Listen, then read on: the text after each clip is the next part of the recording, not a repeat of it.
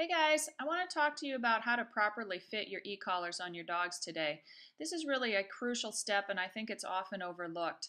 If we don't have the appropriate length contact points on the dog, and you can see here on this lab, I'm using just the standard 5/8. This is what comes typically on our dog trick collars.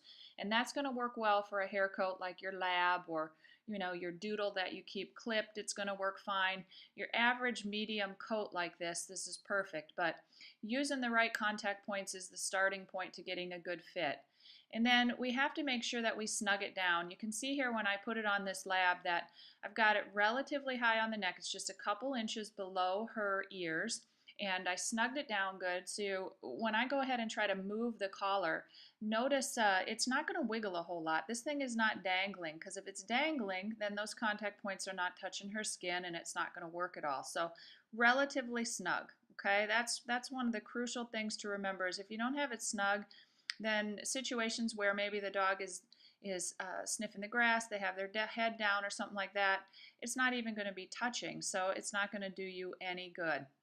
Um, if you want, you might want to consider changing out the collar strap. You're going to see here, this is just a lupine strap that we've taken the plastic strap off of our collar, and we put a lupine strap around there, and we've adjusted it so that it already fits properly. So all we have to do really in this situation is put it on the dog and snap and go. And that may make it easier for you instead of using that buckle collar, but if you want to do that, let us know. We keep these collar straps in stock, and you can order them from that'smydog.com. Here you're going to see a bit longer coats. So for your Huskies, your Shepherds, these are 3/4 inch. So this is the next size up. Huskies, Shepherds, Golden Retriever, dog that has either longer coat or thicker coat, you're going to need to make sure you can get through that hair coat in order to have that good contact like we talked about. So as I put it around her here, notice how I rake it just a little bit, kind of like it was a comb, and I work it through the hair. I want to make sure that I've got it through that hair coat before I snug it down. So that's something to really remember with these dogs that have a bit more coat.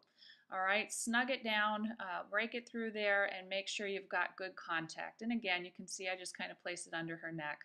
No special positioning. It can be under the neck, it can be the side of the neck. It's not a big deal. It's going to work either way as long as it's actually touching.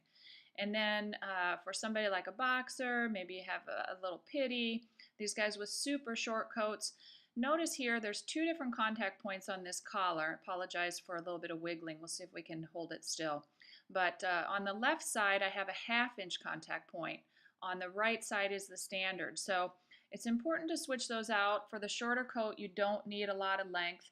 They come off real easy. You can just use a pliers. You can unscrew that, and then you can switch down to the 1/2 inch contact point. So changing out contact points is a key thing, and pretty much all of the manufacturers are going to give you options. So I think Tritronics has 2 options, or the Tritronics is now Garmin. Dogtra has 4 options. I think the Radio Systems collar, which is Pet Safe, and Sport Dog, I think those guys have 2 or 3. But talk to them when you order your collar. Get the right size to begin with, okay? And then the other thing I want you to think about is you need to be brushing your dog. I think people should really get into this habit once a day. Brush under the neck, make sure we're removing any of that dead hair, and then also checking the skin every day. If you're using your e-collar the way we recommend, and it's just part of your daily routine, your dog's got it on them whenever they're hanging out, you want to check to make sure there's no irritation, keep the dead hair coat out of there, and that everything looks good. All right, so that should help. Remember the 3 key points: appropriate contact points, a snug fit, and brush that coat and check that skin every day. All right, we'll see you guys next time, and happy training.